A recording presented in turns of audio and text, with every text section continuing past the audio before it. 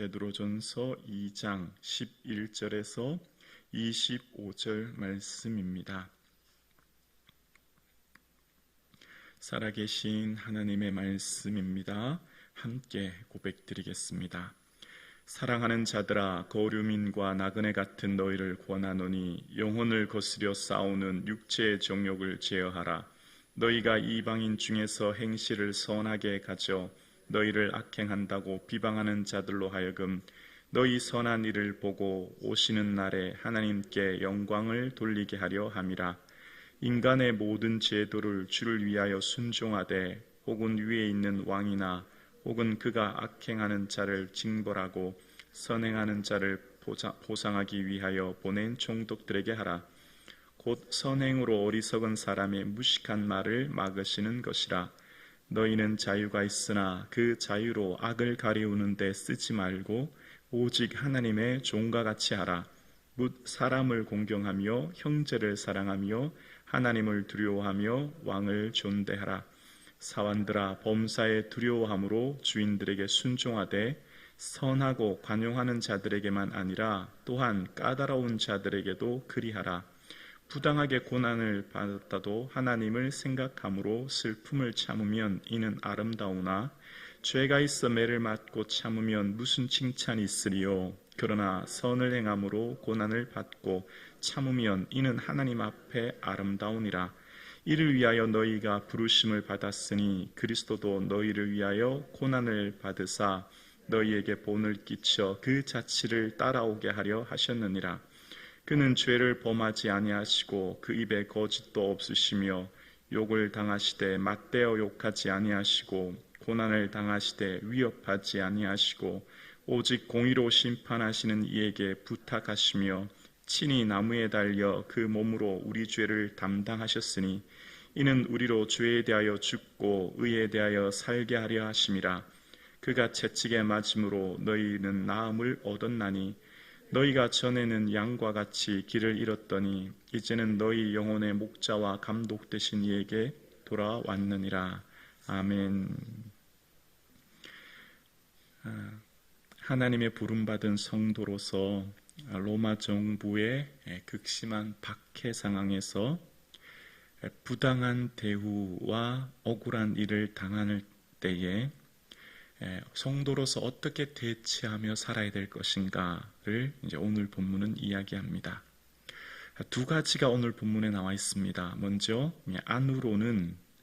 안으로의 싸움과 밖으로의 싸움이 나오는데요. 안으로는 육체의 정욕을 제어하는 겁니다. 육체의 정욕, 이 정욕은 세상 모든 사람들의 삶의 목적과 의미죠. 그런데 우리는 세상 사람들이 따라가는 그 정욕을 쫓아 사는 삶이 아니기에 그것을 제어하는 삶을 살아야 된다라고 하는 첫 번째 말씀. 그리고 외부로는 인간의 세운 모든 사회 제도를 신실하게 따르는 선한 삶을 살아야 된다라는 겁니다.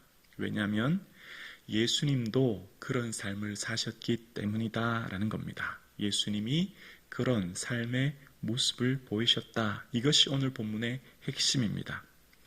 오늘 본문에 우리의 삶을 어떻게 표현하냐면 이제 11절에 보면 사랑하는 자들아, 거류민과 나그네 같은 표현을 합니다. 거류민이라고 하는 것은 쉽게 말하면 낯선 땅에 살아가는 이민자 이렇게 생각하면 되고요. 나그네는 타지에 잠시 머무는 외국인이라고 생각하면 됩니다. 무슨 여행객이라고도 할 수 있고요.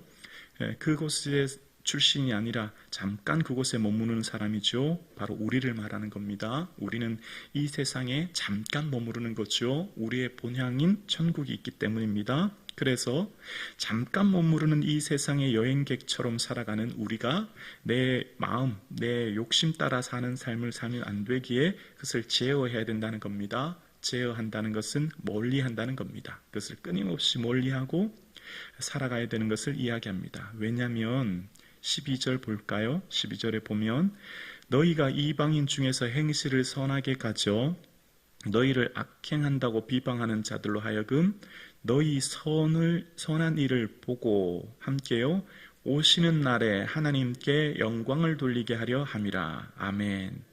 오시는 날에, 오시는 날. 무슨 날이에요? 예수님 오시는 날이요. 이게 모든 초대교회 성도들의 마음이었어요. 예수님 오실 것을 바라보고 준비하는 삶. 그렇기 때문에 이 땅에 소망 두고 이 땅의 정욕을 쫓는 삶이 아니라는 겁니다. 오시는 날이라고 하는 숫자 1번의 나나주에 보면 심판하시는 날이라고 되어 있는데요. 예수님 오시는 날은 심판의 날이죠. 모든 우리의 삶이 결국 하나님 앞에 서게 되잖아요. 예수님 앞에 서잖아요. 그래서 오시는 날을 직역하면 방문의 날입니다. 방문. 예수님께서 방문하시는 날이죠. 그 날이 있기 때문에 우리가 악행한다고 사람들이 수군거리고 오해하지만 우리가 선하게 행동함으로 맞대어서 그들에게 비난하는 것이 아니라 그럼에도 불구하고 선한 행실을 하는 이유는 왜냐하면 오시는 날이 있기 때문에 오시는 날. 오늘 예배 드리시는 저와 여러분, 이제 곧 예수님 오실 날을 손꼽아 기다릴 수 있기를 주의 이름으로 축원합니다. 영광의 날이 곧 다가오고 있습니다. 그 날은 도적과 같이 올 겁니다. 그 날은 곧 오실 그 날이에요. 그래서 베드로의 삶의 핵심은 이겁니다. 오시는 날을 기다리는 삶, 오시는 날을 바라보는 삶. 그래서 이 바울도 주 곧 의로우신 재판장에 내게만 아니라 주의 나타나심을 사모하는 모든 자, 똑같은 말이죠. 나타나심, 오시는 날. 모든 성도들의 마음이 이것이었습니다. 그래서 순교한 거예요. 그래서 모든 것 잃어버려도 괜찮은 거죠. 이 땅은 잠시 머무를 곳이기 때문입니다.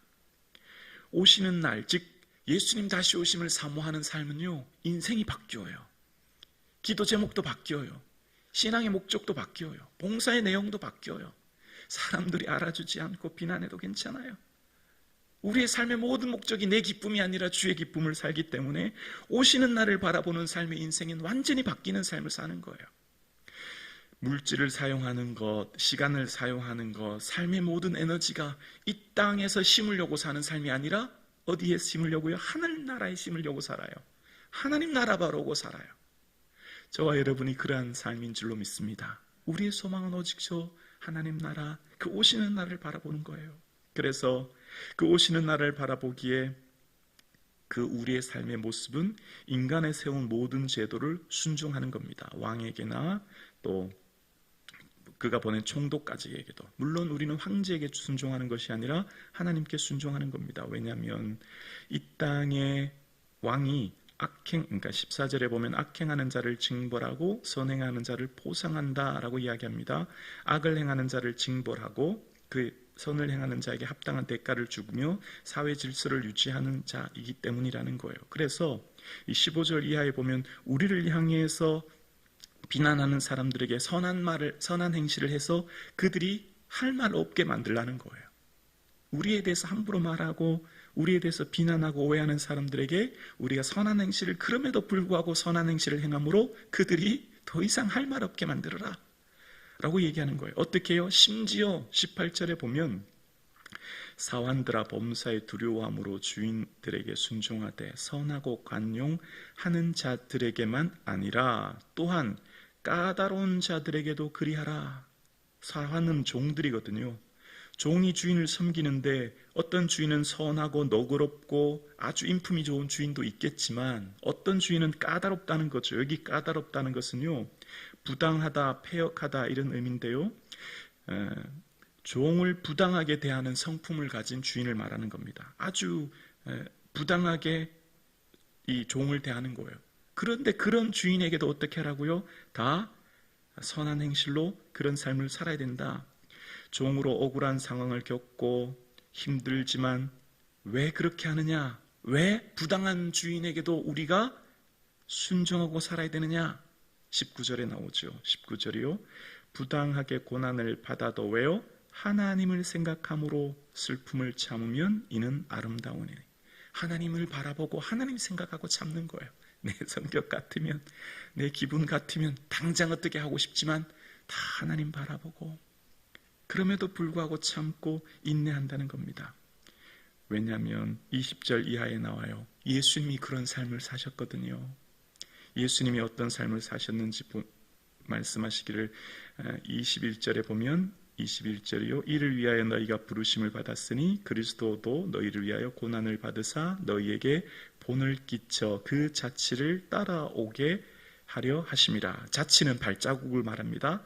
우리의 발자국을 따라오다라는 말은 바짝 뒤따르단 말이에요. 여러분, 겨울에 눈이 왔을 때 하얀 눈밭에 발자국이 나 있지 않습니까? 그럼 그 발자국을 따라가듯이 예수님 가신 그 발자국을 그대로 따라간다는 거예요. 예수님 가신 발자국이 어떤 것인데요? 22절에 나오죠. 그는 죄를 범하지 아니하시고, 두 번째 그 입에 거짓도 없으시고, 세 번째 욕을, 23절이요. 세 번째 욕을 당하시되 맞대어 욕하지 않으시고, 네 번째 고난 당하시되 위협하지 아니하시고, 다섯 번째 오직 공의로 심판하시는 이에게 부탁하시며. 오직 하나님께 모든 것 맡기면서 욕을 당하셨지만 맞대어 욕하지 않았다는 거예요. 내게 당하는 모든 것 참고 인내했다는 겁니다. 그래서 그 예수님이 친히 그 몸으로 우리 죄를 담당하셨기에 우리가 예수님이 그 채찍에 맞음으로 우리가 나음, 즉 치유와 회복과 구원을 얻게 되었다는 겁니다. 우리가 예수님의 그 율법의 저주에서 우리가 속량함을 얻었다는 거예요. 예수님이 그 본을 보이셨고 예수님이 그 모습으로 온 인류를 구원하셨듯이, 사랑하는 성도님, 여러분의 삶이 힘드시죠? 억울하고 고통스럽고 부당한 대우받는 이 세상에서, 직장생활 속에서 믿지 않은 자들 속에 섞여 사는 것, 때로는 우리의 삶이 참으로 힘들고 어렵고, 또 사회생활, 우리의 삶 속에서 믿지 않은 사람들로부터 당하는 부당한 대우와 어려움 있으시죠? 그러나 그럼에도 불구하고 맞대어 살지 마십시오. 그럼에도 불구하고 선한 행실로 세상을 변화시키십시오. 세상이 여러분을 보고 여러분의 삶을 보면서 하나님을 보게 될 것입니다. 그것이 오늘 본문이 말씀하시는 거예요. 핵심이 뭘까요? 오시는 나를 바라보기 때문이에요. 오시는 예수님 바라보기 때문이에요. 오늘 이 새벽 예배 드리시는 사랑하는 성도님, 이 세상을 사는 것이 참 어렵고 힘든 것을 경험합니다. 참 우리의 인생이 어렵고 삶의 여러 가지 힘든 일을 겪는 것을 봅니다. 그렇기에 우리가 한 가지 더 바라보는 것은 오시는 예수님 바라볼 수 있기를 주의 이름으로 축원합니다.